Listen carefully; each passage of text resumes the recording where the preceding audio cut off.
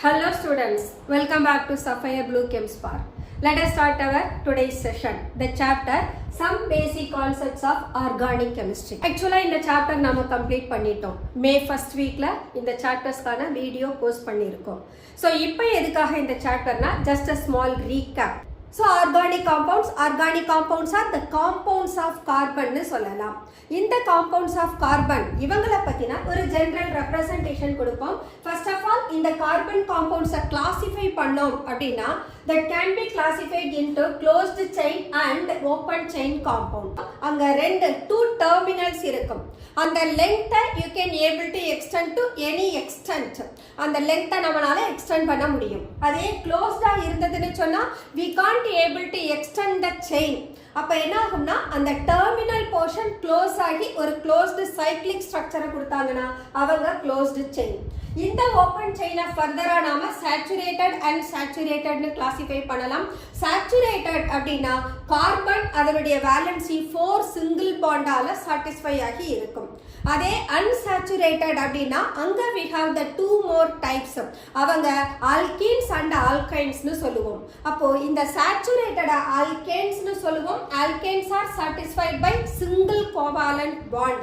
அதே alkenes alkynes எடுத்தோம்னா those are unsaturated where carbon they have carbon carbon double bond அது alkene ல present ஆகி இருக்கும். carbon carbon triple bond அது alkyne ல present ஆகி இருக்கும். அப்போ saturated அப்படினா அதனுடைய general formula கொடுக்கலாம். saturated hydrocarbon represent பண்ற general formula என்னன்னா CnH2n+2. then இவங்கள நாம alkanes னு சொல்றோம். for example we have taken propane. இங்க number of carbon 3 இந்த formulaல substitute பண்ணோம்னா we will get C3H8. unsaturated எடுத்தோம்னா that give rise to doubly bonded and triply bonded compound. Carbon carbon இவங்களுக்கு இடையில டபுள் பாண்ட் எக்ஸிஸ்ட் ஆனா அவங்கள ஆல்கீன்னு சொல்லுவோம். அதுக்கான ஜெனரல் ஃபார்முலா CnH2n. அதே கார்பன் கார்பன் இவங்க ரெண்டு பேருக்கு இடையில ட்ரிபிள் பாண்ட் எக்ஸிஸ்ட் ஆனா அவங்கள ஆல்கைன்ஸ்னு சொல்லுவோம். அதோட ஜெனரல் ஃபார்முலா CnH2n-2. ஸோ இங்க என்னன்றது எதை ரெப்ரசன்ட் பண்ணும்னா நம்பர் ஆஃப் கார்பன் ஆட்டம்ஸை ரெப்ரசன்ட் பண்ணும். அப்போ கார்பன் ஆட்டம்ஸை பொறுத்து அதனுடைய வேலன்சி 4 அதை சாட்டிஸ்ஃபை பண்றதுக்கு தகுந்தா போல சேச்சுரேட்டட் அண்ட் சேச்சுரேட்டட் இதுல ஹைட்ரஜன் கம்பைன் ஆகும். அப்ப இதுதான் நமக்கு ஓப்பன் செயின்கான கிளாசிஃபிகேஷன். இந்த ஓப்பன் செயின்ல இருக்கக்கூடிய சேச்சுரேட்டட் அண்ட் சேச்சுரேட்டட் இவங்க எல்லாருக்கும் நாம ஒரு ஜெனரல் ஃபார்முலால ரெப்ரசன்ட் பண்றோம். அதனால இந்த ஜெனரல் ஃபார்முலாவை பேஸ் பண்ணி we can write homologous series. homologous seriesனா the members of the same family can be represented by a single formula. ஒரே ஒரு ஃபார்முலாவை எடுத்துக்கிட்டு அதை பேஸ் பண்ணி we can construct too many number of compound. அதை தான் நம்ம homologous seriesனு சொல்றோம். அந்த homologous seriesல வரக்கூடிய successive member for example இங்க நான் C3H8 எடுத்துக்கிறேன். சப்போஸ் நெக்ஸ்ட் யூனிட் C4H10 எடுத்தேனா இதோட டிஃபரன்ஸ் எவ்வளவா இருக்கும்? CH2 யூனிட் டிஃபர் ஆகும். இதுதான் successive member அடுத்த மெம்பர். அப்ப அடுத்த மெம்பருக்குள்ள டிஃபரன்ஸ் CH2 யூனிட் டிஃபர் ஆகும். அதே இத நான் மோலார் மாஸ்ல கன்சிடர் பண்ணினா கார்பனுக்கு 12 ஹைட்ரஜனுக்கு 2 யூனிட் அப்ப 14 யூனிட் டிஃபர் ஆகும். அப்ப இந்த ஹோமோலாகஸ் சீரிஸோட ஸ்பெஷாலிட்டி என்ன அப்படினா they have similar method of preparation. அவங்களோட physical property molar mass vary ஆகுறதுனால vary ஆகும். but chemical properties similar-ஆ இருக்கும். ஆனா number of carbon increase ஆக property-ல gradual change இருக்கும். okay இது open chain-கான classification. closed chain எடுத்தோம்னா we said the two terminal will be joined together. அப்ப என்ன ஆகும்னா ஒரு closed cyclic structure கிடைக்கும். அந்த cyclic structure வச்சிருக்க கூடிய organic compound further homocyclic heterocyclic னு classify பண்ணலாம். homocyclic அப்படினா the ring is composed of same kind of atom.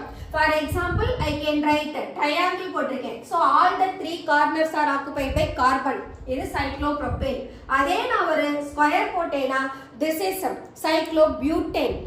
இந்த homocyclic further alicyclic aromatic னு classify பண்ணலாம். alicyclicனா இங்க பார்த்த saturated and unsaturated இவங்களோட category closed chain மாறுனதுனா that make alicyclic. அப்ப alicyclicலயும் ஃபர்தரா நீங்க சேச்சுரேட்டடும் கொடுக்கலாம் அன்சேச்சுரேட்டடும் கொடுக்கலாம். இப்போ இங்க நாம எக்ஸாம்பிள் கொடுத்திருக்கிறது சைக்ளோப்ரோபேன் சைக்ளோபியூட்டேன். இதே இந்த சைக்ளோபியூட்டேனுக்குள்ள ஒரு டபுள் பாண்ட் நான் மென்ஷன் பண்ணேனா தட் பிகம் சைக்ளோபியூட்டீன். அதே நாம ஒரு ட்ரிபிள் பாண்ட மென்ஷன் பண்ணோம்னா that makes cyclobutane. இந்த அலிசைக்ளிக் சாச்சுரேட்டடா இருந்தாங்கன்னா அவங்களோட ஜெனரல் ஃபார்முலா CnH2n இருக்கும். ஏன் இங்க CnH2n அப்படின்னா இங்க நாம ரிங்க க்ளோஸ் பண்ற போது 2 ஆஃப் த ஹைட்ரஜன் லாஸ் ஆகும். அந்த 2 ஆஃப் த ஹைட்ரஜனை லெஸ் பண்ணீங்கன்னா அலிசைக்ளிக் சாச்சுரேட்டட் காம்பவுண்டோட ஜெனரல் ஃபார்முலா CnH2n நமக்கு கிடைக்கும். இதே போல நீங்க ஈன் எடுத்தீங்க அப்படின்னா CnH2n -2 னு மாறும். ஐன் எடுத்தீங்கன்னா CnH2n -4 னு மாறும். அட் தி சேம் டைம் இந்த ஹோமோசைக்ளிக்ல இன்னொரு கிளாஸ் யாருன்னா aromatic. Aromatic these are also a closed ring. But இங்க ஒரு கான்ஜுகேட்டட் அல்கீன் சிஸ்டம் இருக்கும்.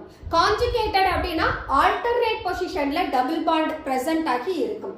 Example we can say பென்சீனைடு. இந்த பென்சீனைடு அப்படின்னா இங்க ஒரு பென்சீன் ரிங் பிரசன்ட் ஆகி இருக்கும். இந்த பென்சீனைடு யாரை ஒபே பண்ணும்னா ஹக்கல் ரூலை ஒபே பண்ணும். According to Huckel rule molecule பிளேனாரா இருக்கணும். அந்த ரிங்ல 4n+2 பை எலக்ட்ரான் பிரசன்ட் ஆகி இருக்கணும். இதை தான் நாம ஹக்கல் ரூல்னு சொல்லுவோம். இங்க அதே நான் பென்சீனைடு போனோம்னா அந்த மாலிகுல் ஹக்கல் ரூலை ஒபே பண்ணாது. 4n+2 இந்த பை எலக்ட்ரானை நாம செக் பண்ணோம் அப்படின்னா இங்க நான் பென்சீனைடுல 4n+2 பை எலக்ட்ரானை அது சாட்டிஸ்ஃபை பண்ணாது. அப்ப எந்த மெம்பர்ஸ் எல்லாம் 4n+2 பை எலக்ட்ரானை பொசஸ் பண்ணலையோ அவங்களை எல்லாம் நான் பென்சீனைடுன்னு சொல்லணும். அதே 4n+2 பை எலக்ட்ரான் உள்ள சிஸ்டம்ஸை பென்சீனைட்ஸ்னு சொல்லணும். ஓகே, இது நாம ஹோமோசைக்ளிக்கான கிளாசிஃபிகேஷன். இப்போ ஹெட்டிரோசைக்ளிக் எடுத்துக்கிறோம். இந்த ஹெட்டிரோசைக்ளிக்லயும் we have aliphatic heterocyclic compound, aromatic heterocyclic compound. Aliphatic heterocyclic compound is oxirane. This compound is actually oxirane or it is ethylene epoxide. Ethylene கிளைக்கால ஹீட் பண்ணோம்னா இந்த காம்பவுண்ட் வரும். இது ஒரு வாட்டர் மாலிகுலை லூஸ் பண்றதுனால சைக்ளிக் ஸ்ட்ரக்சரை எடுத்துக்குது. 2 ஆஃப் த கார்னர் கார்பனால இருக்கு. தேர்ட் கார்னர் ஹெட்டிரோ ஆட்டம் ஆக்சிஜனால பிரசன்ட் ஆகி இருக்கு. அதனால இந்த காம்பவுண்ட் அலிஃபாட்டிக் ஹெட்டிரோசைக்ளிக்கு எக்ஸாம்பிளா எடுத்துக்கிறோம். Next one aromatic heterocyclic. இந்த அரோமாட்டிக் பென்சீனைட்ல பார்த்தோம்னா all the 6 corners are occupied by the carbon atom. இங்க aromatic heterocyclic பாத்தீங்கன்னா one of the carbon is replaced by the hetero atoms like sulfur, oxygen, nitrogen இவங்க இருப்பாங்க. so ஒரு closed ring other than carbon atom present ஆகி இருந்தா அத நாம aromatic heterocyclic compound னு சொல்லுவோம். so this is what the classification of organic compound. okay, இந்த organic காம்பவுண்ட்ல we studied about saturated and unsaturated. அப்ப இவங்களோட ஸ்ட்ரக்சர் பத்தின நாலேஜ் நமக்கு இருக்கணும். இந்த ஸ்ட்ரக்சரை எதை பேஸ் பண்ணி கொடுக்கலாம்னா the type of hybridization involved in these compound. இங்க 3 types of compound தான் நாம பார்க்க போறோம். அங்க காம்பவுண்ட்ல பார்த்தோம்னா we have singly bonded, doubly bonded, triply bonded. இந்த single bonded உள்ள saturated hydrocarbon எல்லாருக்குமே hybridization sp3 hybridization. so கார்பனுக்கும் இடையில இருக்கக்கூடிய hybridization தான் கன்சிடர் பண்றோம். அந்த கார்பனும் single bondால satisfy ஆனா that hybridization is sp3 hybridization. sp3 hybridization அதோட ஜியோமெட்ரி டெட்ராஹெட்ரலா இருக்கும். இந்த டெட்ராஹெட்ரல் ஜியோமெட்ரிக்கு இருக்கக்கூடிய பாண்ட் ஆங்கிள் எவ்வளவா இருக்கும்னா 109 டிகிரி 28 மினிட்ஸா இருக்கும். அட் தி சேம் டைம் இந்த டெட்ராஹெட்ரல் ஸ்ட்ரக்சரை ரெப்ரசன்ட் பண்ணோம்னா we can't able to get the planar structure. all the atoms they won't lie on a same plane. only the central atom and 2 more substituent plane ல இருப்பாங்க. other 2 atoms out of the plane ல present ஆவாங்க. at the same time sp2 hybridized carbon இவங்க யாருக்கு இருப்பாங்கன்னா alkene இருப்பாங்க. alkene யார் அவங்க? C double bond C இந்த double bonded carbon உள்ளவங்க. அப்ப இங்க both of the carbon they have sp2 hybridization. இந்த sp2 hybridization-க்கு geometry trigonal and இதோட bond angle எவ்வளவுனா 120 டிகிரியா இருக்கும். At the same time, sp hybridization. sp hybridization alkyne molecule carbon triple bond இதுல both of the carbon they possess sp hybridization. இங்க shape of the molecule என்னன்னா லீனியரா இருக்கிறதுனால இதுக்கு bond angle 180 டிகிரியா present ஆகி இருக்கும்.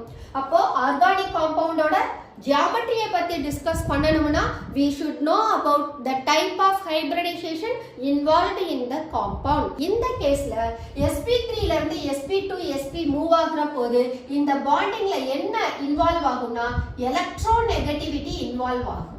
இந்த எலக்ட்ரோநெகட்டிவிட்டி யாருக்கு அதிகமா இருக்கும்னா sp ஹைபிரிட் ஆர்பிட்டலுக்கு எலக்ட்ரோநெகட்டிவிட்டி அதிகமா இருக்கும். அப்ப sp3 sp டுவர்ட்ஸ் போறபோது அங்க எலக்ட்ரோநெகட்டிவிட்டி ஆல்சோ இன்கிரீசஸ். அதையும் நாம கன்சிடர் பண்ணலாம். This is what the shape of organic compound based on hybridization. Okay, அடுத்தது let us study about structural representation of organic compound.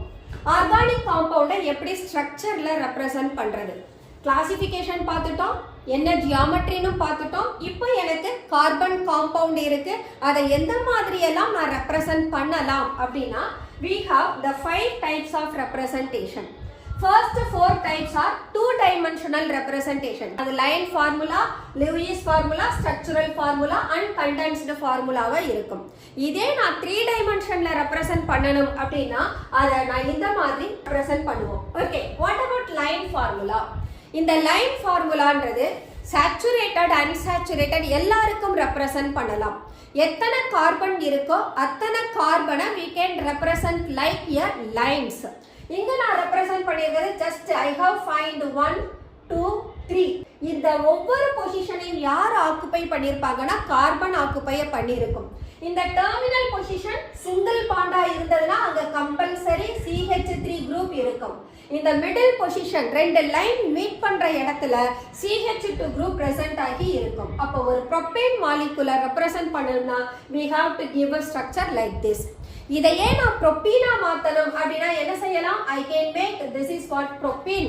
அப்போ one of த எண்ட்ல நான் டபுள் பாண்ட் கொடுத்துட்டேன் அப்படின்னா என்ன மீனிங்? இங்க CH2 இருக்காங்க, இங்க CH இருக்கு, இது CH3 அப்படின்னு அண்டர்ஸ்டாண்ட் பண்ணிக்கலாம். இதையே நான் ப்ரோபைனா கொடுக்கணும்னா இந்த லைன் பாண்ட் ஸ்ட்ரக்சர் எப்படி கொடுப்பேன்? இந்த மாதிரி கொடுத்துருவேன். அப்ப இங்க இருக்கிறவங்க CH, இவங்க C, இந்த இடத்துல இருக்கிறவங்க யாரு? CH3.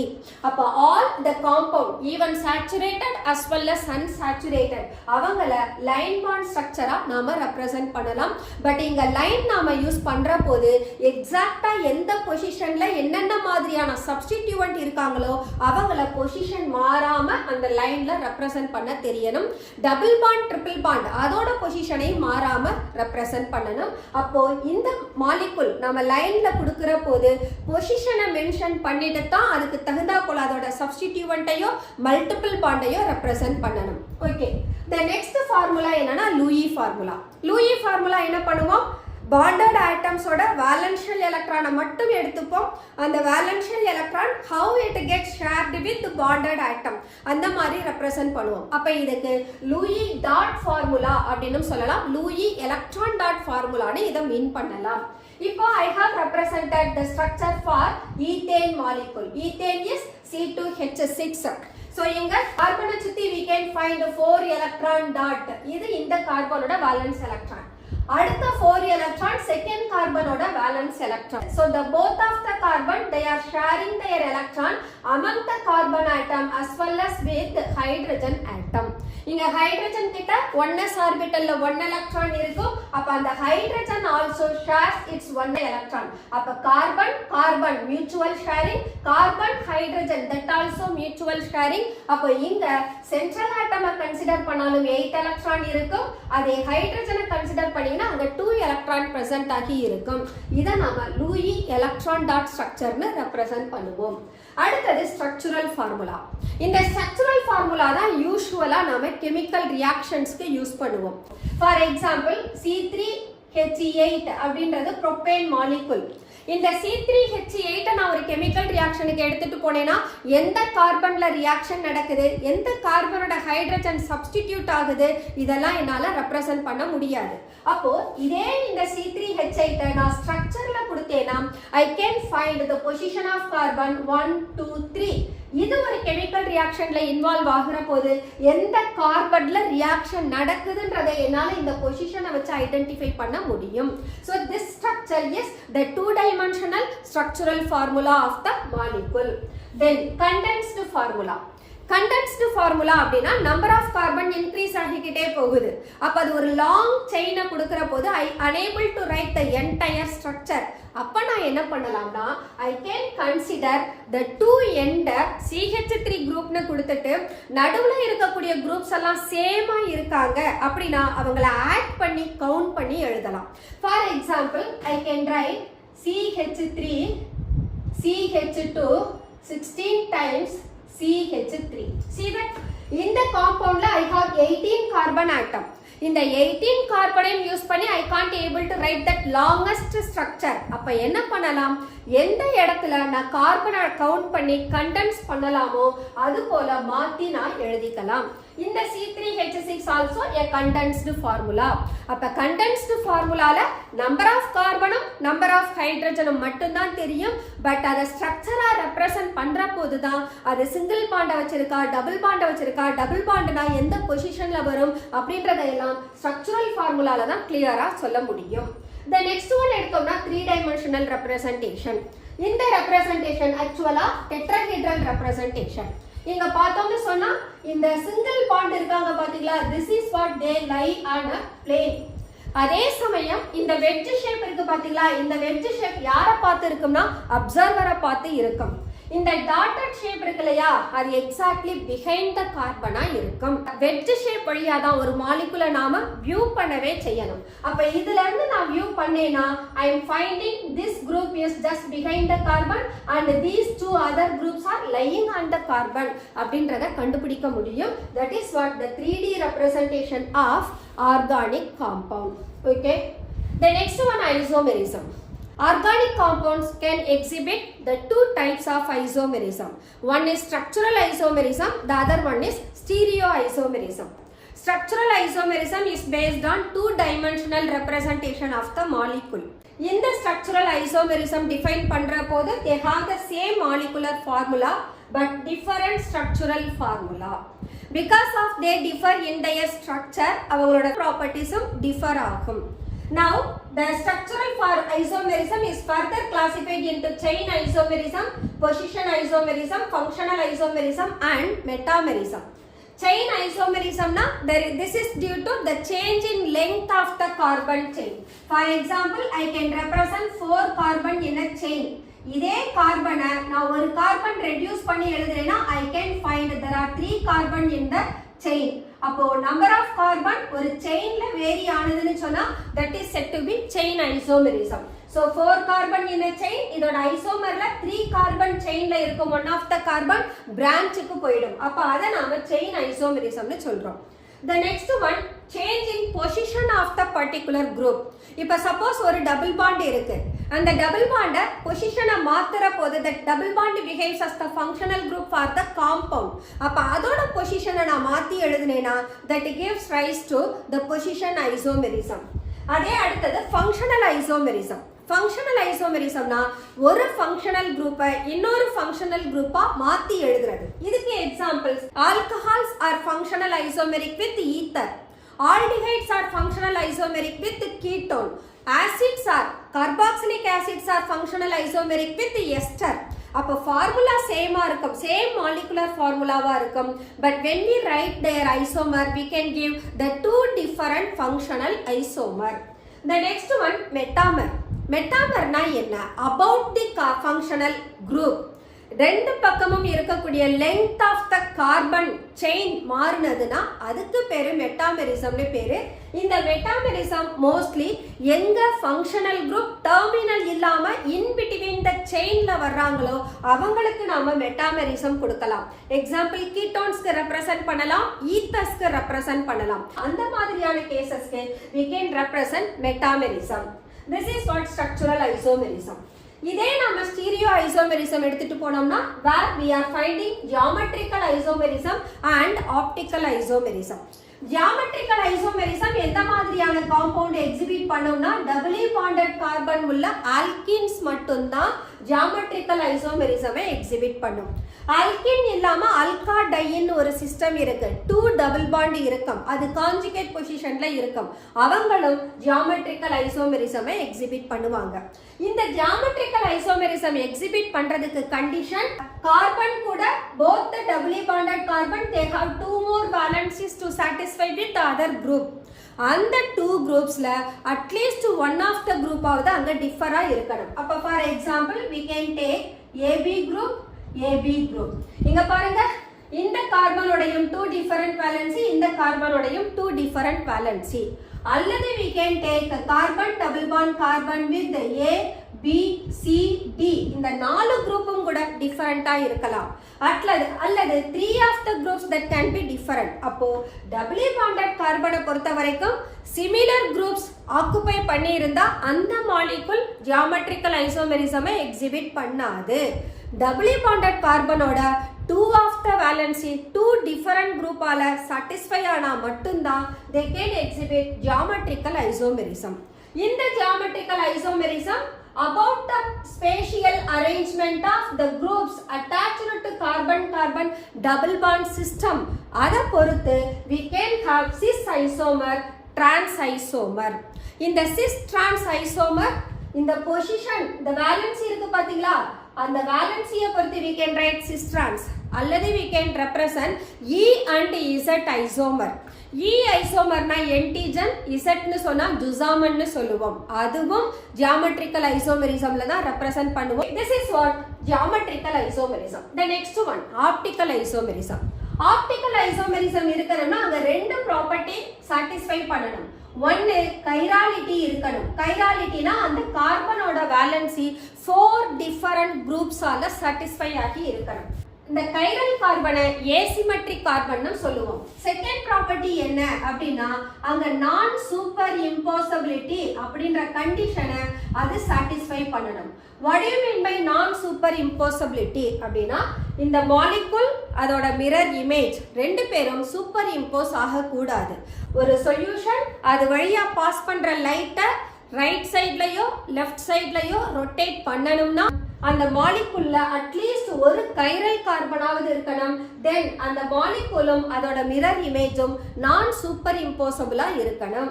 இந்த ரெண்டு கண்டிஷனையும் சாட்டிஸ்ஃபை பண்ற ஒரு காம்பவுண்ட் ஆப்டிக்கல் ஐசோமெரிக் காம்பவுண்ட்னு சொல்லுவோம்.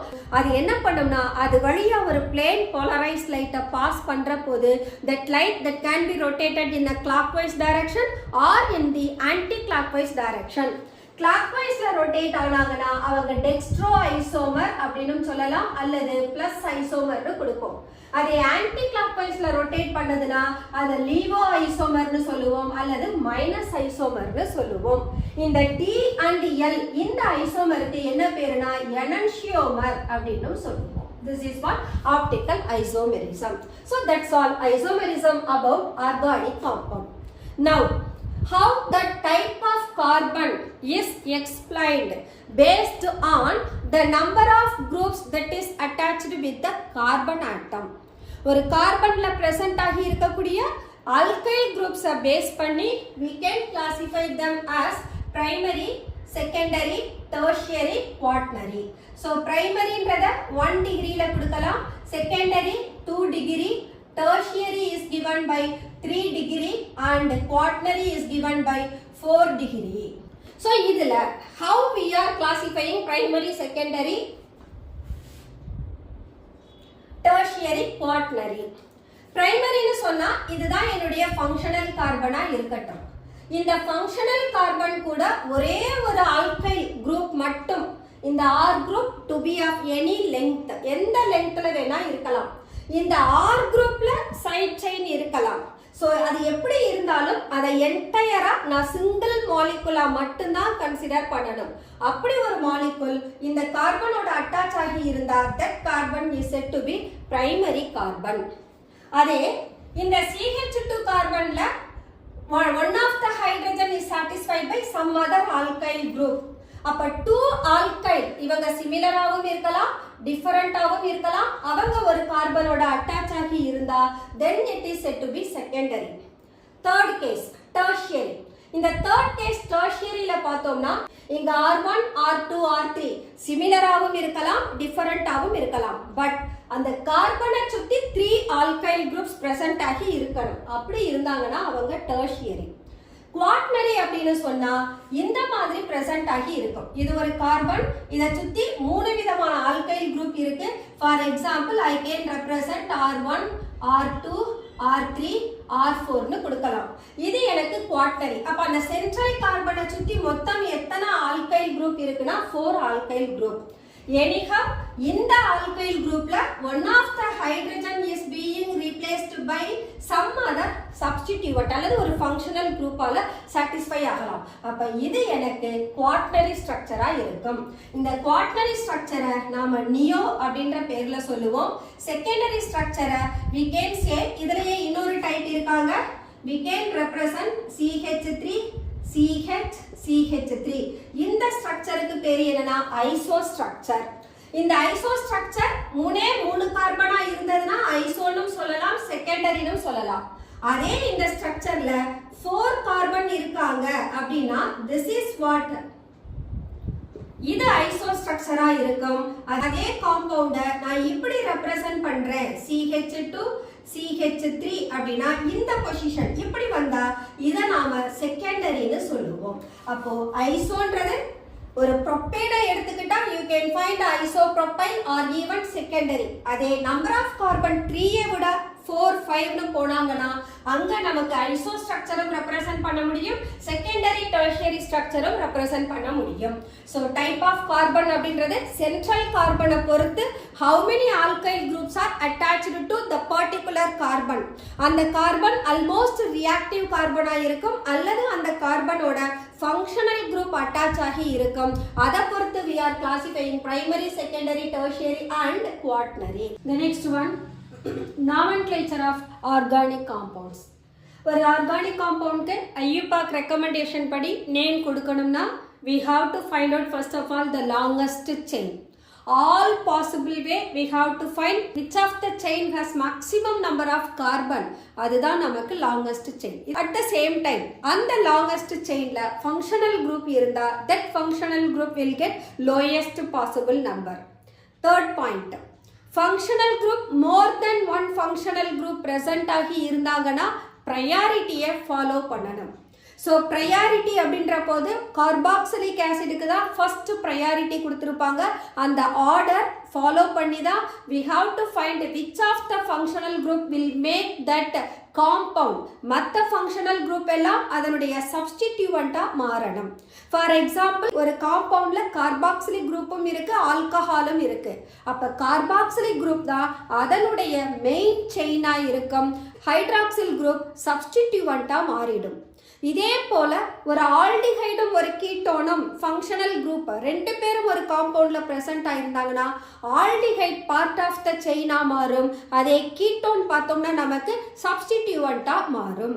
ஸோ ஃபங்க்ஷனல் குரூப்பை ஐடென்டிஃபை பண்ணி ஃபங்க்ஷனல் குரூப்க்கு லோயஸ்ட் பாசிபிள் நம்பர் கொடுத்து அடுத்து more than one functional group இருந்தால் அதுக்கு ப்ரையாரிட்டியையும் ஃபாலோ பண்ணி we have to start numbering.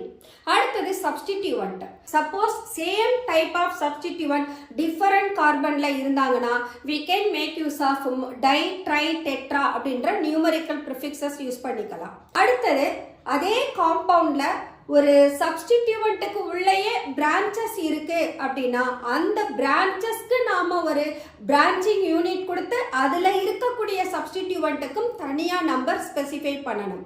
அப்ப அந்த பிரான்ச்சிங் யூனிட்டை ஒரு பிராக்கெட்ல மீன் பண்ணி பிரான்ச்சிங் யூனிட்டுக்குள்ள இருக்கக்கூடிய சப்ஸ்டிடியூவன்ட்டை ஓபன் பிராக்கெட்ல எழுதணும். அடுத்து இங்க நாம நம்பரிங் எழுதுற போது கம்பல்சரி கமா போட்டு எழுதணும். நம்பருக்கும் நேமுக்கும் இடையில ஹைஃபன் கட் பண்ணணும். ஸோ இந்த ரூல்ஸ் எல்லாம் ஃபாலோ பண்ணாதான் ஒரு காம்பவுண்டுக்கு நாம IUPAC நேம் கொடுக்க முடியும். சில ரூல்ஸ் மட்டும் கொடுத்திருக்கோம். இப்போ நான் ஒரு எக்ஸாம்பிள் எடுத்திருக்கேன். இப்போ இந்த காம்பவுண்ட்ல இருக்கக்கூடிய மேக்ஸிமம் கார்பன் லெங்த் பார்க்கணும். இதுல double bond only I have taken. இந்த டபுள் பாண்டை இப்போ நான் ஃபங்க்ஷனல் குரூப்பா கன்சிடர் பண்ணேனா then the first carbon that goes this. இதுல இருந்து நான் கார்பன் ஆட்டம் கவுண்ட் பண்ணி வரேன். 1 2 3 4 5 6 7. அல்லது 1 2 3 4 5 6 7 8. So straight chainல போடனா I am getting 7 carbon. அதே இந்த branchல எடுத்தனா I am getting 8 carbon. அப்ப longest chainல maximum carbon இருக்கணும். அப்ப என்னுடைய கார்பனோட count 1 2 3 4 5 6 7 8. ஓகே, இப்போ இந்த கார்பன்ல எந்தெந்த பொசிஷன்ல எல்லாம் சப்ஸ்டிட்யூவன்ட் இருக்கு? அதே தேர்ட் பொசிஷன்ல பார்த்தா ஒரு இத்தைல் சப்ஸ்டிட்யூவன்ட்டும் இருக்கு. அப்ப நான் நேம் அல்பபெட்டிக் ஆர்டர்ல எழுதணும். அல்பபெட்டிக் ஆர்டர்ல first of all I am writing 3 இத்தைல். அடுத்தது 3, 4, 5, 6 டெட்ரா மீத்தைல். தென் ஆக்டீன். இதனுடைய ரூட் வேர்ட் என்ன? 8 கார்பன் இருக்காங்க, அதுக்கு root word oct. Double bond present ஆயிருக்கு, அது ஃபர்ஸ்ட் பொசிஷன். அப்ப ஆக்ட் 1. இது டபுள் பாண்ட்ன்றதுனால அதோட சஃபிக்ஸ் ஈன். அப்ப ஆக்ட் 1 ஈன் அப்படினு எழுதுறோம். அப்ப I can write the name. இதுல I can take the part of the name. இவங்க எல்லாரும் this is what the substituents are taken as prefixes. Plus இங்க ஆக்ட் அப்படின்றது எனக்கு ரூட் வேர்ட். then plus இதுல primary suffix I can take. Primary suffix யாருன்னா அந்த hydrocarbon saturated unsaturated மீன் பண்ற term. plus இது கூட I can add secondary suffix. இந்த secondary suffix யாரா இருப்பாங்கன்னா functional groups இருப்பாங்க. அப்போ part of the name எனக்கு ஆல் பிளஸ் ஏன் ஆல்கேன். இந்த ஆல்க் அப்படின்ற பார்ட் தான் ரூட் வேர்டா மாறுது. இந்த ரூட் நான் எப்படி கண்டுபிடிப்பேன்? செயின்ல இருக்கக்கூடிய மேக்ஸிமம் நம்பர் ஆஃப் கார்பனை வச்சு கண்டுபிடிப்பேன். இப்போ இந்த காம்பவுண்ட்ல ஆக்டேன் இதுதான் இதோட நேம். பட் டபுள் பாண்ட் இருக்கிறதுனால ஆக்டீன். அந்த டபுள் பாண்டோட பொசிஷன் ஃபர்ஸ்ட்ன்றதுனால ஆக்ட் 1 ஈன். அப்ப இந்த காம்பவுண்ட்ல இருக்கக்கூடிய ரெஸ்ட் ஆஃப் த ப்ரிஃபிக்ஸஸ் எல்லாரையும் நான் சப்ஸ்டிட்யூவன்ட்டா ரூட் வேர்டுக்கு முன்னால எழுதணும். அப்போ ஒரு நேம் எழுதுற போது சப்ஸ்டிட்யூவன்ட்ஸ் எல்லாரையும் ப்ரிஃபிக்ஸஸா எடுத்துக்கணும். அந்த ப்ரிஃபிக்ஸஸ் எடுக்கிற போது ப்ரிஃபிக்ஸஸோட லோக்கண்ட் நம்பர் கொடுக்கணும். அதுதான் இந்த 3 3 4 5 6 எல்லாம். அதுக்கப்புறமா ரூட் வேர்ட்ல லாங்கஸ்ட் கார்பன் செயின்ல எத்தனை கார்பனோ அவங்களோட டேர்மை எடுத்துக்கணும். அது எப்படி எடுப்போம்? ஒரே ஒரு கார்பன் இருந்தா meth, eth, prop, but, pent, hex, hept இப்படின்னு கொண்டு போவோம் இல்லையா? அதுதான் அதோட ரூட் வேர்ட். இப்போ இந்த ரூட் வேர்டு கூட நான் பிரைமரி சஃபிக்ஸ் ஆட் பண்ணணும். பிரைமரி சஃபிக்ஸ் யாருன்னா அது சேச்சுரேட்டட்னா ஏன் அதோட முடிஞ்சிடும். அன்சாச்சுரேட்டடா இருந்தா டபுள் பாண்டா இருந்தா ஈன் அப்படின்னு கொடுப்பேன். ட்ரிபிள் பாண்டா இருந்தா ஐன்னு கொடுப்பேன். ஸோ அதை பேஸ் பண்ணி தான் எனக்கு பிரைமரி சஃபிக்ஸ். செகண்டரி சஃபிக்ஸ் யாருன்னா அந்த செயின்ல பிரசன்ட் ஆகி இருக்கிற ஃபங்க்ஷனல் குரூப். இப்போ இந்த காம்பவுண்ட்ல டபுள் பாண்ட் மட்டும்தான் எடுத்திருக்கேன். இதுல எந்த ஸ்பெசிபிக் ஃபங்க்ஷனல் குரூப்பும் இல்லை. ஒருவேளை ஒரு ஃபங்க்ஷனல் குரூப் பிரசன்ட் ஆகி இருந்தா அவங்கள செகண்டரி சஃபிக்ஸ்ல நாம மென்ஷன் பண்ணுவோம். So this is what naming the compound. Okay, இதுல இருந்து இந்த ஹைட்ரோ கார்பன்ல 1 or more ஹைட்ரஜன் ஆட்டம் ஒரு ஸ்பெசிபிக் குரூப்னால சப்ஸ்டிடியூட் ஆனா அவங்களுக்கு பேரு ஃபங்க்ஷனல் குரூப்னு பேரு. So in a hydrocarbon 1 or more hydrogen atoms can be replaced by a specific characteristic groups. Those groups are called functional group. இந்த functional group தான் அந்த compound ஓட physical and chemical properties determine பண்ணும். So இந்த functional groupல some of them அவங்கள prefix ஹைட்ரோகார்பனோட prefix பார்ட்டா எழுதுவோம். சில functional குரூப்பை ஹைட்ரோகார்பனோட சஃபிக்ஸ் பார்ட்டா எழுதுவோம். ப்ரிஃபிக்ஸ்ல வர்ற ஃபங்க்ஷனல் குரூப்ல யாருன்னா allied, alkoxy, nitro group, cyano group. இந்த சயனோ குரூப்பை சஃபிக்ஸ்ல எழுதணும்னா நைட்ரில்னு எழுதுவோம். அதே நான் ப்ரிஃபிக்ஸ்ல எழுதுறேன்னா சயனோன்னு எழுதுவேன். அப்போ எப்போ இது சயனோன்ற ப்ரிஃபிக்ஸா வரும்னா இதுல வேற ஒரு ஃபங்க்ஷனல் குரூப் இருக்கிற போது இந்த சயனோ குரூப் சப்ஸ்டிடியூவன்ட்டா மாறும். அப்போ அது ப்ரிஃபிக்ஸ். இதே எப்போ நைட்ரிலா மாறும்னா இந்த சயனோ குரூப் தான் அதோட ஃபங்க்ஷனல் குரூப்பாவே இருக்கும். அப்ப அது நைட்ரிலா மாறும். ஸோ இவங்கள ப்ரிஃபிக்ஸஸ் டேர்ம்ல கொடுக்கணும். இவங்கள பார்த்தோம்னா OH ஆல் அதோட last 2 letter alkanol alkane plus functional group அப்படிதான் நேமை எழுதுவோம். இந்த அல்கேன் இதுல இருக்கக்கூடிய ஈக்கு பதிலா இந்த சஃபிக்ஸஸ்ல என்ன டேர்ம் இருக்கோ அதை இங்க நம்ம ஆட் பண்ணுவோம். அப்ப OL போட்டோம்னா தட் மேக்ஸ் அல்கனால். அதே இந்த ஹெச்சுக்கு பதிலா CHO இருந்தா அல்கேனல் ஆல்டிஹைடு.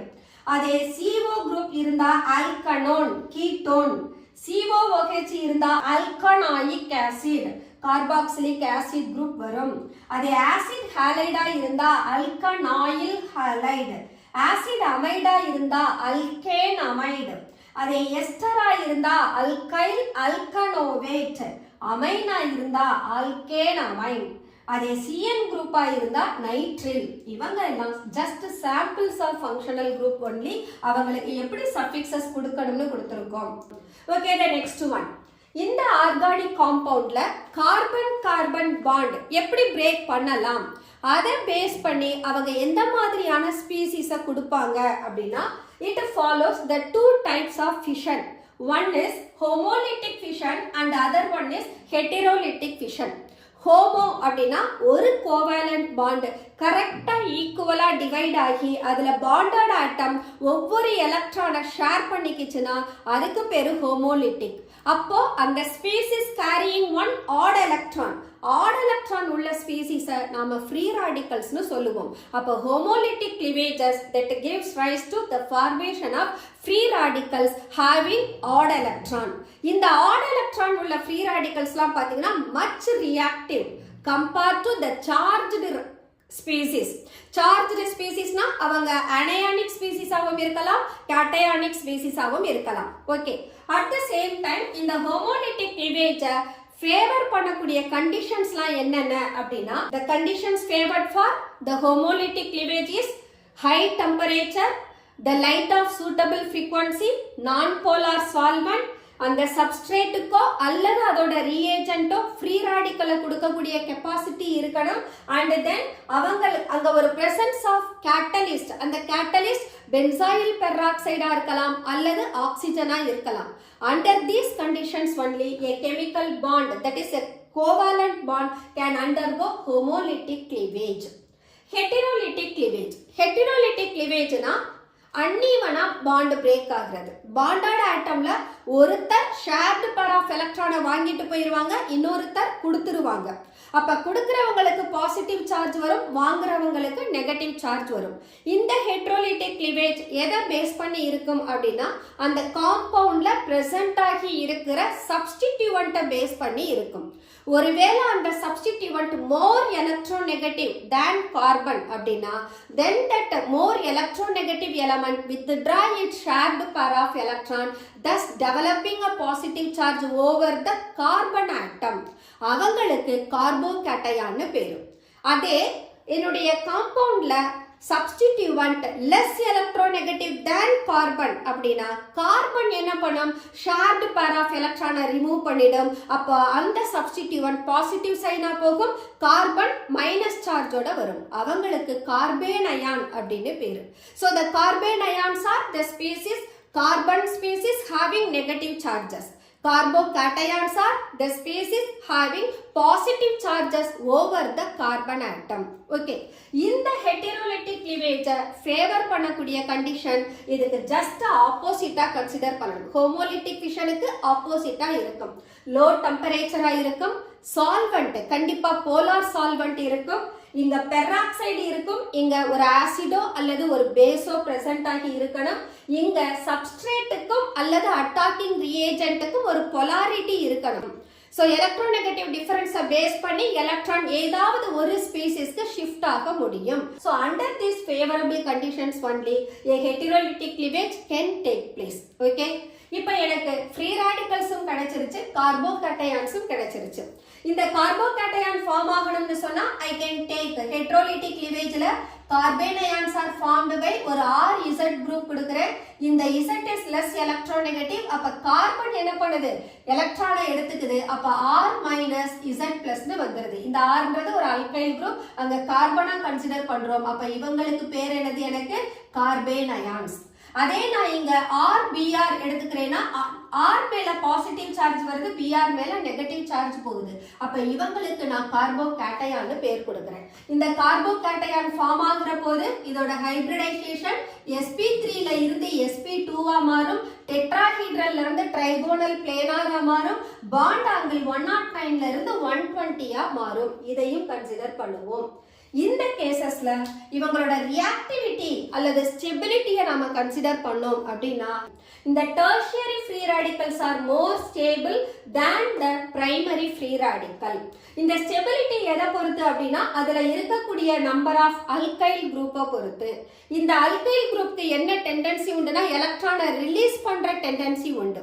அப்ப எலக்ட்ரானை ரிலீஸ் பண்ண இந்த ஃப்ரீ ராடிக்கல் கார்பன் மேல இருக்கக்கூடிய எலக்ட்ரான் டென்சிட்டி இன்க்ரீஸ் ஆகும். எலக்ட்ரான் டென்சிட்டி இன்க்ரீஸ் ஆனா ஸ்டெபிலிட்டியும் இன்க்ரீஸ் ஆகும். அதனால the methyl free radical which is less stable than ethyl than secondary free radical which is than tertiary free radical. Similarly, carbocation போனாலும் methyl carbocation is least stable compared to the tertiary carbocation. So methyl carbocation which is less than ethyl carbocation which is less than secondary carbocation which is less than tertiary carbocation. So this is what the fission of covalent bond that take place in organic compound. Okay, now in the organic compound ஒரு chemical reaction நடக்கணும்னா it needs substrate and the reagent. Substrate அப்படின்றது organic compound. அந்த organic காம்பவுண்டை attack பண்ண வர்றவங்க reagent. அந்த reagent electrophilic ரீஏஜென்ட்டாகவும் இருக்கலாம், nucleophilic ரீஏஜென்ட்டாகவும் இருக்கலாம். இந்த நியூக்ளியோஃபிலிக் ரீஏஜென்ட்டை எடுத்துட்டோம்னா அங்க we have a negatively charged one இருப்பாங்க, நியூட்ரல் மாலிகுல்ஸ் இருப்பாங்க. நெகட்டிவ் சார்ஜ்னு சொன்னோம்னா we can say all the anionic species are nucleophile. Neutral அப்படின்னு சொல்லணும்னா some molecules they can have one or more lone pair electron. lone pair electron உள்ளவங்க எல்லாரையும் neutral molecules னு சொல்லலாம். those behaves as nucleophile. for example water எடுக்கலாம், or even we can take ammonia எடுக்கலாம். water மேல 2 lone pair electron இருக்கு, ammonia மேல ஒரு lone pair electron இருக்கு. அப்ப these two belong to neutral nucleophiles. இந்த நியூக்ளியோஃபைல்ஸ்க்கு இன்னொரு பேர் என்ன அப்படின்னா லூயி பேசஸ்னு சொல்லுவோம். லூயி பேசஸ் அப்படின்னா electron donor. So these species ready to donate the electron, that's why these are electron donor as well as they are referred as Louis bases. இதே நாம electrophile எடுத்தோம்னா இதுக்கு ஆப்போசிட். இவங்க ஆக்சுவலா பாசிட்டிவ்லி சார்ஜ்டா இருப்பாங்க அல்லது எலக்ட்ரான் டெஃபிஷியன்ட் மாலிகுலா இருப்பாங்க. அந்த electron deficient molecule aluminium chloride எடுக்கலாம், போரான் ட்ரைஃப்ளூரைடு எடுக்கலாம். இவங்களுக்கு 8 எலக்ட்ரானை விட லெஸ்ஸரா இருக்கும். சோ இவங்க neutral molecules of electrophile. All the positively charged cations also behave as electrophile. இவங்களுக்கு என்ன பேருனா லூயி ஆசிட். இவங்களை ஏன் லூயி ஆசிட்னு சொல்றோம்னா because they accept the electron. So electron acceptors are called Louis acids. So the reagents are classified as electrophile and nucleophile. Okay. The next one.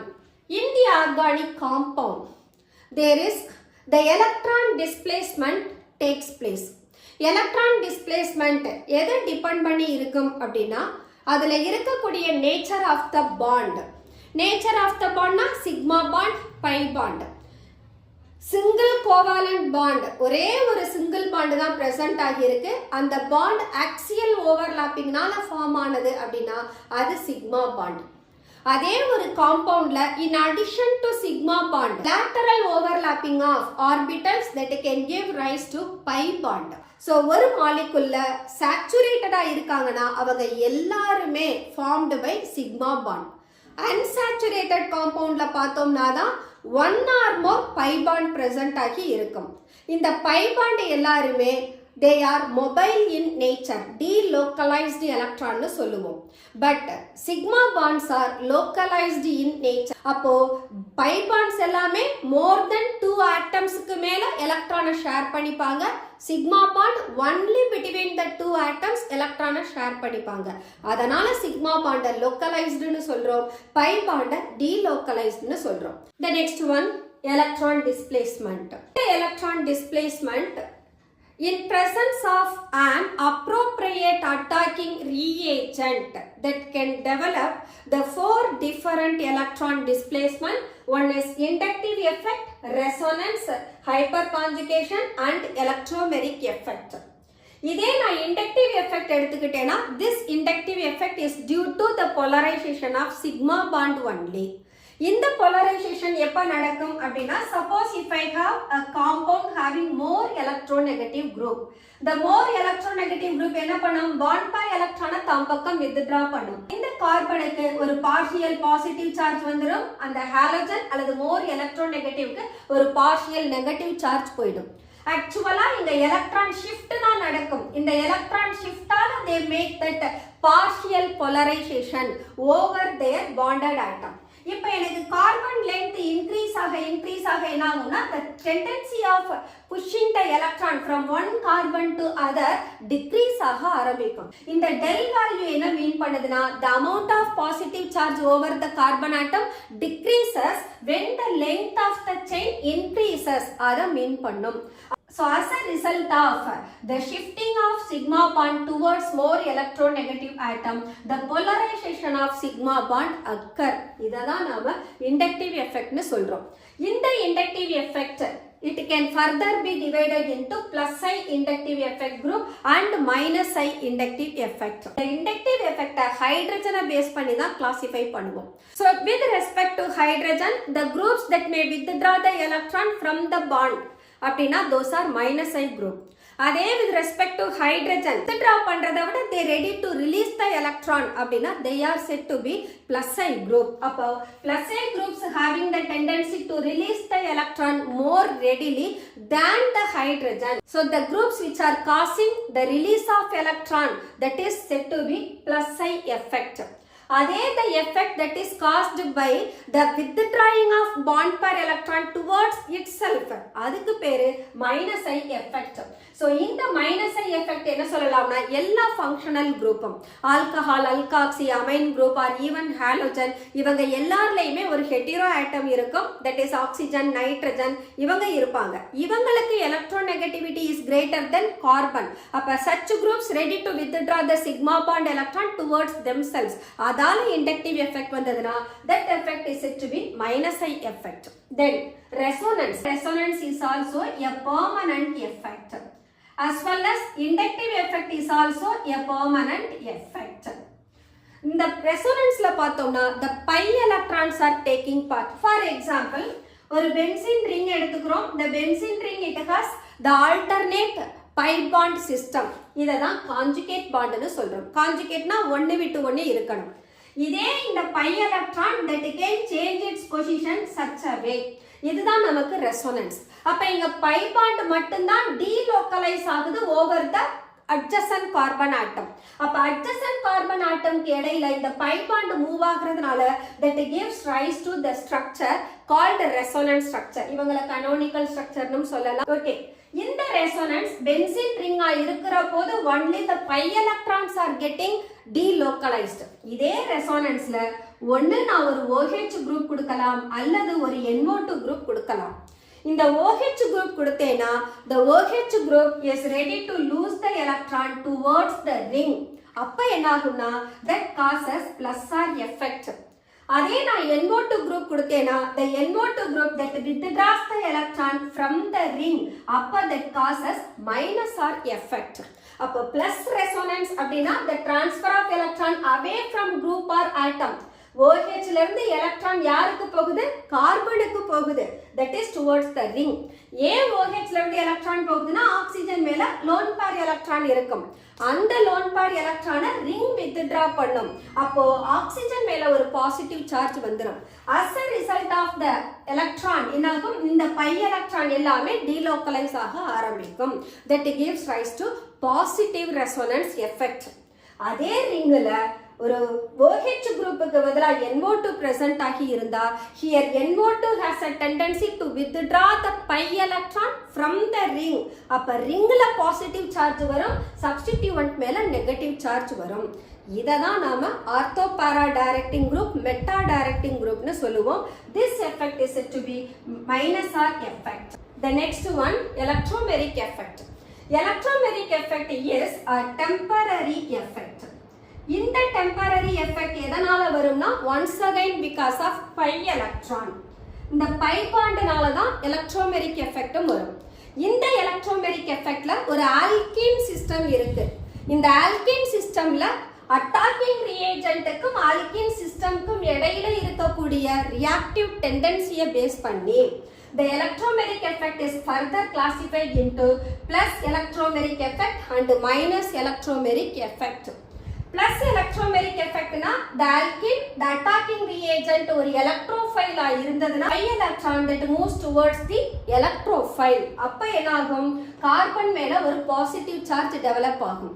அதே minus electromeric effectல வரக்கூடிய reagent ஒரு நியூக்ளியோஃபைலா இருந்ததுனா then the pi electron that moves towards its another atom அப்ப nucleophile போய் கார்பனை attack பண்ணும். அதால கிடைக்கக்கூடிய resulting effect க்கு பேரு minus electromeric effect. The next one hyperconjugation. Hyperconjugation no bond resonance னு கொடுக்கலாம். இந்த hyperconjugation effect நமக்கு எப்ப observe பண்ணலாம்னா ஒரு காம்பவுண்ட்ல pi பாண்டும் சிக்மா பாண்டும் adjacent பொசிஷன்ல இருக்கிற போது. Suppose this is a doubly bonded system to which an alkyl group is present. இந்த doubly bonded கார்பன்ல இருக்கக்கூடிய pi எலக்ட்ரான் கார்பன் withdraw பண்ணதுனா இந்த கார்பன் மேல ஒரு பாசிட்டிவ் சார்ஜ் வரும். So இந்த பாசிட்டிவ் சார்ஜை பேலன்ஸ் பண்ண பக்கத்துல இருக்கிற alkyl குரூப்ல இருக்கக்கூடிய சிக்மா பாண்ட் என்ன ஆகும்னா மூவ் ஆகி இந்த கார்பனுக்கு டபுள் பாண்ட கொடுத்துரும். அப்ப பாசிட்டிவ் சார்ஜ் எங்க வந்துரும் ஹைட்ரஜன் மேல வந்துரும். Anyhow the hydrogen is not totally detached from the molecule. இது அந்த மாலிக்யூல்லயே ஒரு பாசிட்டிவ்லி சார்ஜ்டு ஸ்பீசிஸா ரிட்டைன் ஆகும். ஒண்ணு இந்த ஹைட்ரஜன் கொடுக்கலாம் அல்லது this hydrogen or this hydrogen. So alkyl குரூப்ல இருக்கக்கூடிய எல்லா ஹைட்ரஜனுமே ஹைப்பர் கான்ஜுகேஷனுக்கு இன்வால்வ் ஆகும். அப்ப number of hyperconjugating structure increase ஆகும். அது இந்த ஸ்பீசிஸோட ஸ்டெபிலிட்டியை இன்க்ரீஸ் பண்ணும். This is what hyperconjugation. Okay, this is electron displacement. The next one, purification of organic compound. ஒரு ஆர்கானிக் காம்பவுண்டை ஏன் பியூரிஃபை பண்ணணும்? presence of impurities that may interfere the reactions. அப்போ ஒரு காம்பவுண்ட் எப்பவுமே பியூரா இருக்கணும். அந்த பியூரிஃபிகேஷன் டெக்னிக் என்னென்னலாம் அப்படின்னா we can find crystallization. crystallization அப்படின்னா சப்ஸ்டன்ஸை ஒரு பர்டிகுலர் அமௌண்ட் ஆஃப் சால்வெண்ட்ல டிசால்வ் பண்ணணும். டிசால்வ் பண்ண சொல்யூஷனை நல்லா பாயில் பண்ணணும். பாயில் பண்ணி அந்த சொல்யூஷனோட அளவு கண்டென்ஸ் ஆன பின்னால அதை கூல் பண்ணணும். அதுல இருந்து வரக்கூடிய கிறிஸ்டல்ஸை செப்பரேட் அவுட் பண்ணணும். இந்த ப்ராசஸ் அப்போ அதுல இருக்கக்கூடிய இன்சாலபிள் இம்பியூரிட்டிஸ் செட்டில் ஆகிரும். கிறிஸ்டல்ஸை ஐசோலேட் பண்ணி எடுத்துடலாம். அது கிறிஸ்டலைசேஷன். தென் டிஸ்டிலேஷன். Distillation. இந்த crystallization எதை பேஸ் பண்ணி இருக்கும்னா difference in solubility of the substance and the impurity அத பேஸ் பண்ணி தான் crystallization இருக்கும். Distillation boiling point பேஸ் பண்ணி இருக்கும்.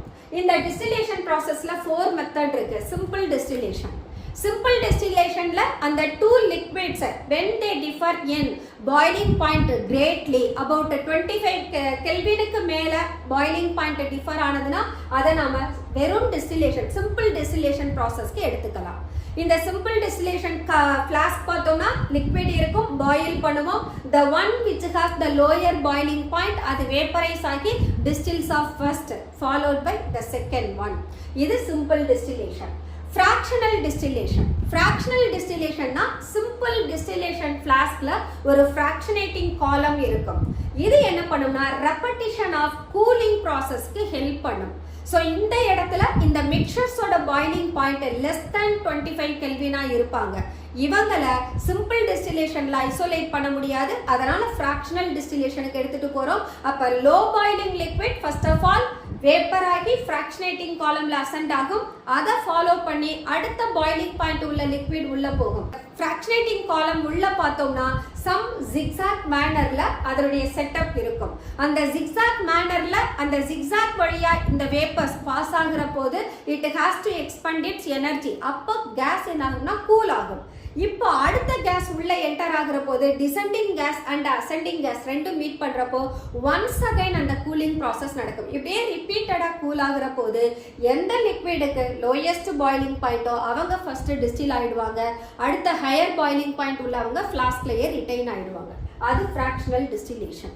The next one, distillation under reduced pressure. Some of the compound அதோட பாயிலிங் பாயிண்ட்டை ரீச் பண்ற போது டீகம்போஸ் ஆயிடும். For example glycerol. இந்த மாதிரி சப்ஸ்டன்சஸை ஃபர்ஸ்ட் பாய்லிங் பாயிண்ட்டை லோயர் பண்ணணும். அதுக்கு என்ன பண்ணணும்னா ப்ரெஷரை ரெடியூஸ் பண்ணணும். அப்போ டிஸ்டிலேஷன் ஃப்ளாஸ்கோட ப்ரெஷரை ரெடியூஸ் பண்ணுறதுக்கான டிவைஸ் ஒன்று செட்டப் பண்ணியிருப்போம். By using that the pressure of the system is reduced. அப்போ அந்த சப்ஸ்டன்ஸ் அதோட ஆக்சுவல் பாய்லிங் பாயிண்ட்டை விட லோ டெம்பரேச்சரில் பாயில் ஆகும். Then the substance can be purified. அடுத்தது பார்த்தோம்னா ஸ்டீம் டிஸ்டிலேஷன். சில ஆர்கானிக் காம்பவுண்ட் வாட்டரோட ஸ்டீம் டெம்பரேச்சர்ல பாயில் ஆவாங்க. அப்போ என்ன பண்ணணும்னா வாட்டர் அதோட ஸ்டீம் அது வழியா அந்த சப்ஸ்டன்ஸ் வழியா நம்ம அனுப்புற போது that organic substances that boils off at the temperature of steam. அப்போ நமக்கு வெளியில வர்ற லிக்விட் ஸ்டீம் வாட்டரும் இருக்கும் ஆர்கானிக் காம்பவுண்டும் இருக்கும். அந்த மிக்சர்ல இருந்து வாட்டரையும் ஆர்கானிக் காம்பவுண்டையும் ஐசோலேட் பண்ணணும். அப்படி ஐசோலேட் பண்றதுக்கு we have to make use of differential extraction. Differential extraction density of the சொல்யூஷனை டிபெண்ட் பண்ணி இருக்கும். ஹையர் டென்சிட்டி சொல்யூஷன் டவுன்ல இருக்கும், லோயர் டென்சிட்டி உள்ளது அப்பர் லேயரா இருக்கும். இந்த டிஃபரன்ஷியல் எக்ஸ்ட்ராக்ஷன்ல ஒரு ஃபிளாஸ்க் செப்பரேட்டிங் ஃபனல்னு சொல்லுவோம். அதுல மிக்சரை எடுத்துட்டு நல்லா ஷேக் பண்ணிட்டு ரெஸ்ட்ல வச்சோம்னா then the components they get separated into 2 layer.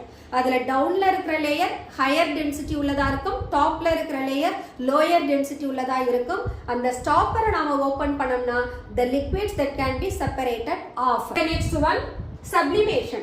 Sublimation na the substances they may ready to go to vapor phase without going to liquid state. அப்ப some of the solid substances அதுல இருக்கக்கூடிய impurity சப்ளிம் ஆக மாட்டாங்க. But organic substance they can ready to go to vapour phase. இம்பியூரிட்டிஸ்ல இருந்து organic சப்ஸ்டன்சஸை sublimation ப்ராசஸ்ல isolate பண்ணிடலாம். Then chromatography. Chromatographic technique we need absorbent and adsorbate. Adsorbent அப்படின்றது the substance on which the material gets absorbed.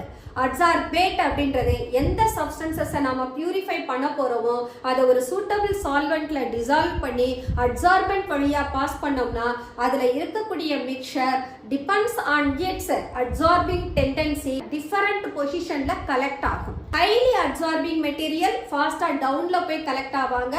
Less absorbing material டாப்ல collect ஆவாங்க. அதுல இருந்து அந்த டிஃபரண்ட் காம்போனன்ட்டை சால்வெண்ட்டை யூஸ் பண்ணி எடுத்துடலாம், ரிமூவ் பண்ணிடலாம். இந்த குரோமோட்டோகிராஃபிக் டெக்னிக்கும் 2 டைப் ஆஃப் குரோமோட்டோகிராஃபி உண்டு. ஒன்று பார்ட்டிஷன் குரோமோட்டோகிராஃபிக் டெக்னிக், இன்னொன்று வந்து அட்சார்ப்ஷன் குரோமோட்டோகிராஃபிக் டெக்னிக். அட்சார்ப்ஷன்ல காலம் குரோமோட்டோகிராஃபி இருக்கு, பார்ட்டிஷன்ல பேப்பர் குரோமோட்டோகிராஃபி இருக்கு. சோ இந்த கேஸ்ல நாம பேப்பர் குரோமோட்டோகிராஃபி பார்த்தோம் அப்படின்னா அங்க ரிட்டன்ஷன் ஃபேக்டர் அப்படின்ற ஒண்ணு உண்டு.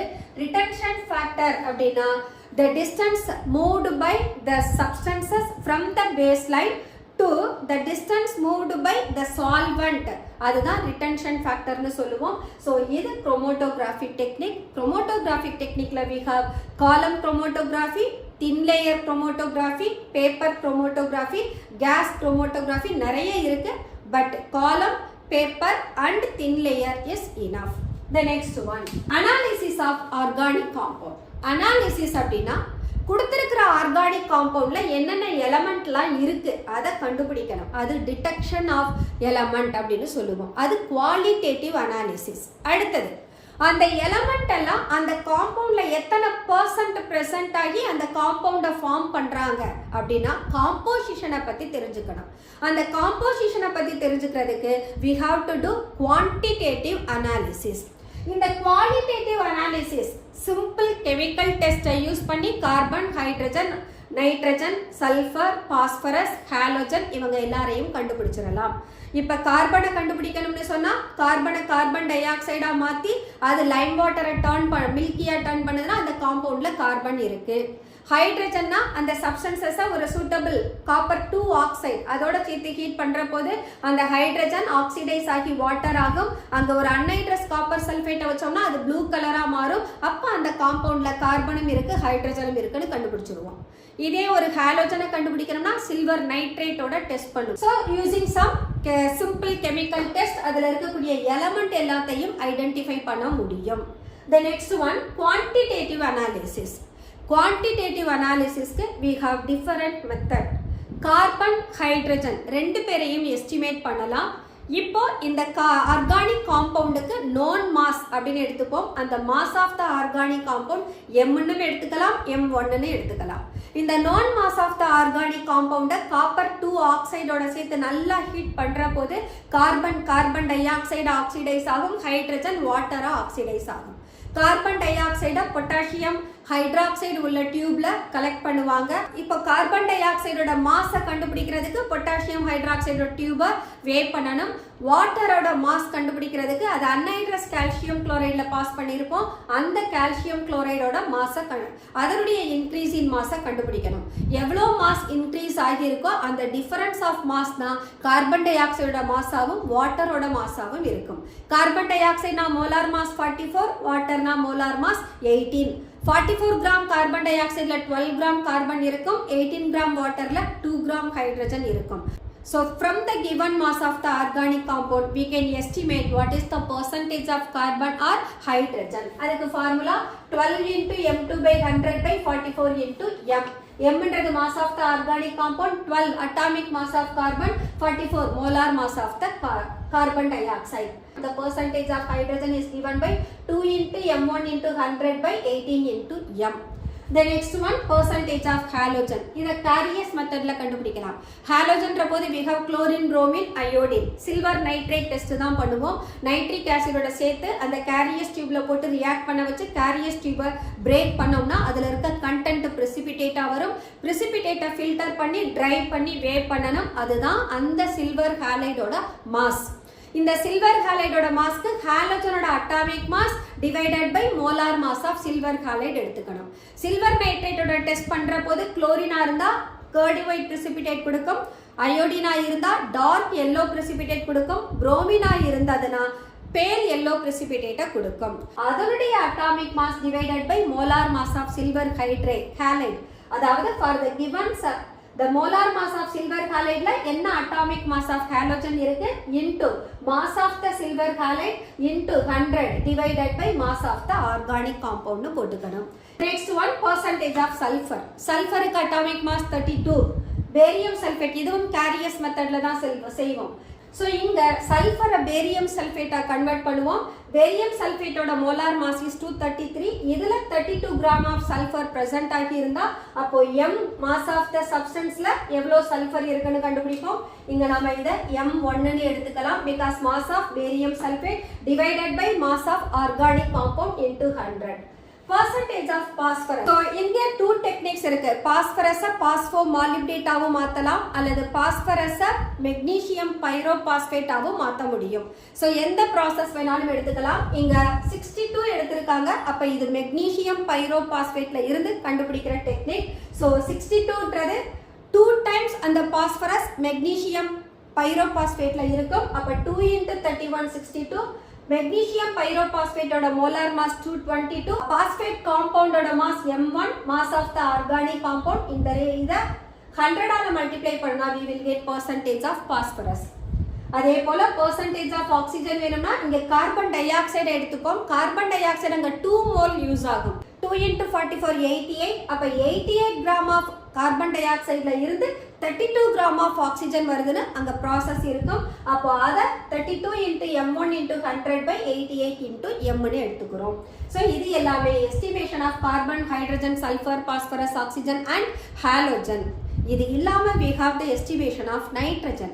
நைட்ரஜனை எஸ்டிமேட் பண்றதுக்கு 2 different மெத்தட் இருக்கு. One is Dumas method, the other one is Kjeldahl's method. Dumas மெத்தட்ல பார்த்தோம்னு சொன்னா பாயில்ஸ் லாவை பேஸ் பண்ணி கொடுத்திருப்போம். P1 V1 by T1 equal to P2 V2 by T2. So இது டியூமாஸ் மெத்தட்ல வர்றது. இதுக்கு formula 28, that is molar mass of the nitrogen N2 அதனுடைய mass 28 into volume into 100 divided by 1 mole of the substance that occupy 22,400 decimeter cube. அதனால இது 22,400 into mass of the substance. இதை Kjeldahl's மெத்தட்ல எடுத்துக்கிட்டோம்னா இது டைட்ரேஷன் மெத்தட். ஜெல்டால்ஸ் மெத்தட்ல ஆக்சுவலா நைட்ரஜனை அமோனியாவா convert பண்ணி அமோனியாவை அமோனியம் சல்ஃபேட்டா மாத்தி அதுல இருந்து கிடைக்கக்கூடிய ரிமைனிங் சல்ஃபியூரிக் ஆசிட சோடியம் ஹைட்ராக்சைடோட டைட்ரேட் பண்ணி ஃபர்தரா நாம கால்குலேஷன் ப்ரொசீட் பண்ணுவோம். அதுபடி நாம ஃபைனல் ரிசல்ட் எடுத்தோம்னா 1.4 into mன்றது molarity of the solution into V minus V by 2. இந்த V by 2 என்ன அப்படின்னா ஒரு mole sulphuric acid that utilizes 2 mol sodium hydroxide. அப்போ V ml of sulfuric acid க்கு V by 2 ml of sodium hydroxide தேவைப்படும். அததான் V minus V by 2 எடுப்போம் divided by the mass of the given organic compound. So nitrogen is estimated by Dumas and Geldahl's method. Okay, this is what the detection and estimation of organic compound. So in the chapter some basic principles and techniques involved in organic chemistry overall பார்த்தோம். இது சிம்பிளா ஒரு recap தான், நாம படிச்சதை recall பண்றதுக்காக தான் இந்த இதை கொடுத்துருக்கோம், ஒரு நட்ஷெல்லா ப்ரொவைட் பண்ணியிருக்கோம். இதுக்கான டீடைல்டு வீடியோஸை நான் டிஸ்கிரிப்ஷன்ல அட்டாச் பண்றேன், நீங்க ஃபாலோ பண்ணிக்கலாம். ஓகே ஸ்டூடெண்ட்ஸ், நம்ம இந்த செஷனை முடிச்சுக்கலாம். அடுத்த செஷன்ல வேற சாப்டர்ல மீட் பண்ணுவோம். until then bye bye.